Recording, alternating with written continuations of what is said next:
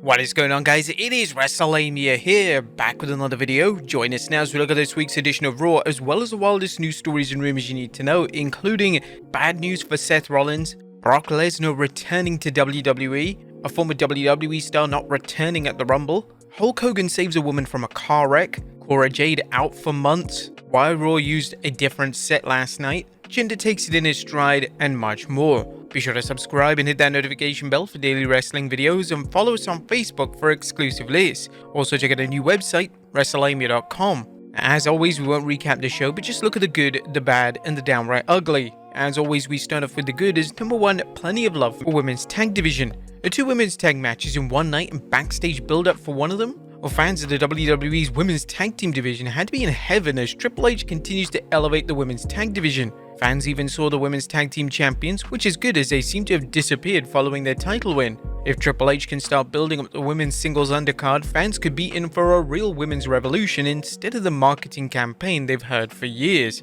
Number 2, Cody puts Drew in his place.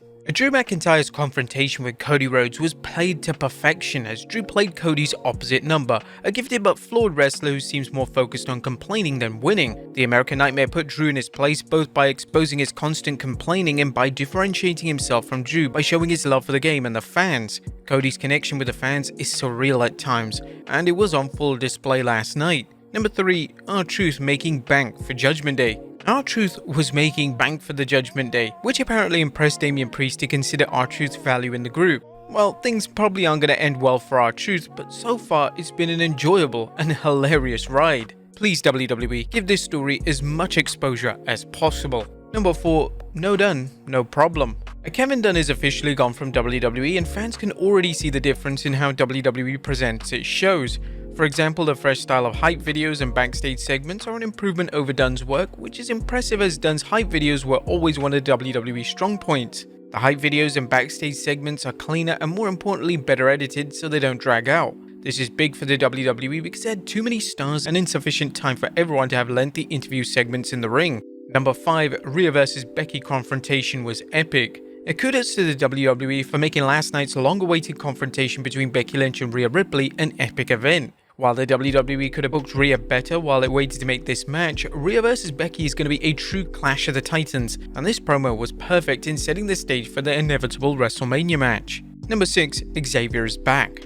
Xavier Woods is back, and the former King of the Ring wasted no time seeking revenge on Ludwig Kaiser for injuring Kofi Kingston. Last night's match was a reminder that both Xavier and Ludwig are 2 viable singles wrestlers if the WWE gives them a break from tag team competition. Number 7, DIY deliver an excellent match. DIY vs Jade McDonough and Dominic Mysterio was a show-stealing bout that seemed to be leading towards Tommaso Ciampa and Johnny Gargano getting an undisputed tag team championship shot. While it's strange to see the Creed brothers seemingly vanish from Raw following their loss to Balor and Priest, it's good to see the WWE giving the Judgment Day fresh opponents. Balor and Priest are good as tag team champions, but they could be great if they're given top-grade opponents. And Mahal makes the most of his opportunity. A major props to Jinder Mahal for making the most of his seemingly out-of-nowhere title match against World Heavyweight Champion Seth Rollins. Once again, the modern-day Maharaja showed he takes every opportunity by the neck. Mahal's biggest problems have been frequent injuries and inconsistent booking, but last night's performance against Seth suggests the WWE has a go-to guy for doing more than counting the lights. But that was a good. What about the bad? Is number 1, where's CM Punk? But what happened to CM Punk? Punk seems to have disappeared, and while he's talked about it, the WWE is wasting the momentum from Punk's Survivor Series return. They have to be careful not to overuse him, but there's a big difference between making Punk's appearances seem special and having him vanish altogether. Number 2, JD McDonough and Dominic official jobbers for the tag division. JD McDonough and Dominic Mysterio's role as their stepping stones to Finn Balor and Damian Priest isn't doing them any favors. Things might be different if McDonough and Mysterio won more matches or tried to injure would-be title challengers. However, their current role as welcome mats to a tag title shot makes both look like chumps. There was nothing downright ugly as Raw was a crisply booked show that forwarded many storylines, including the build to the Royal Rumble. What did you guys think of the Red Brand last night? Let us know in the comments down below. Now, let's move on to the news.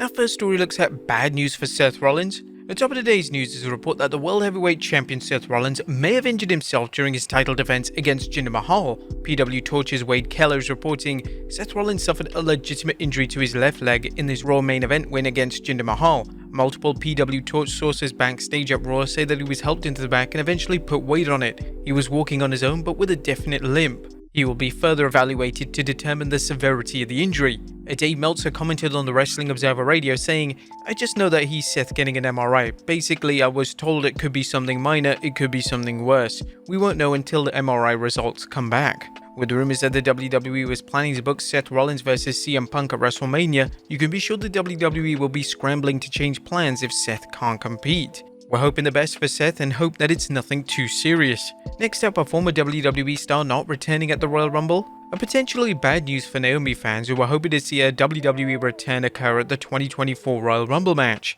There's been plenty of speculation about Naomi appearing at the Royal Rumble ever since rumors began running rampant that the two-time SmackDown Champion's WWE return was imminent. The Rumble seems like the perfect venue for a return, as after all the universe knows it can't have a Royal Rumble without some surprise returns and or debuts. However, a new report from PW Insiders suggests that fans shouldn't expect Naomi back at the Rumble. Wrestling News summed up the report as follows, saying, PW Insider reports that they were told Trinity had several more dates with the promotion and did not finish up on Sunday. Despite the report, it's possible Naomi could still show up at the Rumble. First, the information given to PW Insider could have been inaccurate. Second, it's possible that WWE could have worked out a deal with TNA to let Naomi work in the Rumble despite her being under contract to TNA. What do you guys think? Is Naomi coming back at the Rumble? Let us know in the comments down below. Next up, Brock Lesnar returning. Well, when is Brock Lesnar returning to WWE? Lesnar was last seen putting Cody Rhodes over at SummerSlam, took time off afterward, but as the WWE Universe knows, the beast usually emerges from hibernation around the Royal Rumble. And now Dave Meltzer is reporting that fans should expect Lesnar back very soon. Brock Lesnar will be back on WWE television very soon. It's unknown whether Brock will show up just before the Rumble, but it's likely he'll be in the match to set up a program for WrestleMania 40. Some fans believe 2024 will be the year that WWE finally books Brock vs Gunther, but for now, that's just mere speculation. Next up, Hulk Hogan saves a woman from a car wreck. TMZ Sports reported that Hulk Hogan recently assisted a teenager trapped in an overturned motor vehicle. Sources with direct knowledge tell us that the legendary wrestler, his wife Sky Daly, and a friend of theirs were cruising along a highway Sunday evening in Tampa, Florida, when they witnessed a bad wreck play out right in front of them. According to the report, a car flipped over after it was apparently struck by another car. Fortunately, the Hulkster was in the house, or in this case, on the highway. Hulk and co, our sources explain, pulled over immediately, Hulk Hogan and his pal Jake rushing over to render aid to the driver, a woman whom we were told was rattled. Since they were first on the scene, we're told Hulk and Jake actually helped her get out of the car. Our sources say Jake popped the woman's airbag with some tools that Hulk had on hand, and they both unbuckled her seatbelt and assisted her in safely leaving the vehicle. We're told paramedics eventually arrived on the scene and that Hulk and his crew looked on.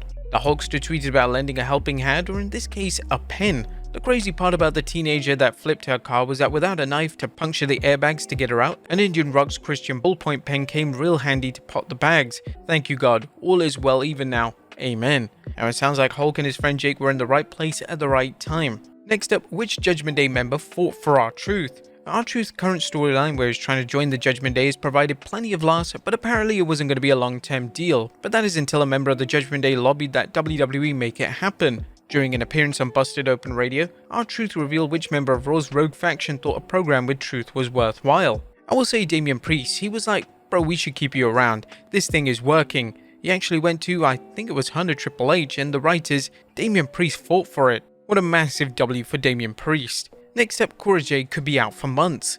Cora Jade's injury could sideline her for months. Jade was injured during a match against Lyra Valkyrie on the 9th January edition of NXT, and we're now learning about Jade's condition via a tweet from Dave Meltzer. The Cora Jade knee injury from the weekend house show we talked about on the show last night is an ACL tear. If she did suffer a torn ACL, she's likely going to be sidelined for months. Some wrestlers have been out with an ACL tear for more than 9 months. We'll continue following this story and send our best to Cora Jade for a fast and full recovery. Next up, storms play havoc with Raw.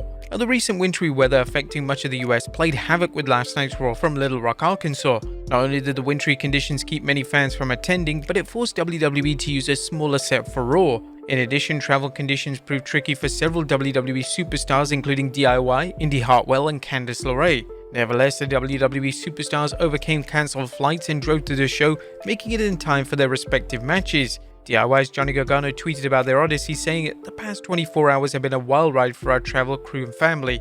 For the love of the game, baby." The show must go on mentality was on full display judging from their story. And finally, Jinder takes it in a stride. And last but not least, Jinder Mahal seems to be taking his loss to Seth Rollins in stride, tweeting, "Well, so much for sending that extra pyro for my Punjabi celebration." Now, the extra pyro he was mentioning referred to a rumor going around on Monday that WWE had ordered extra pyro, presumably for a title win.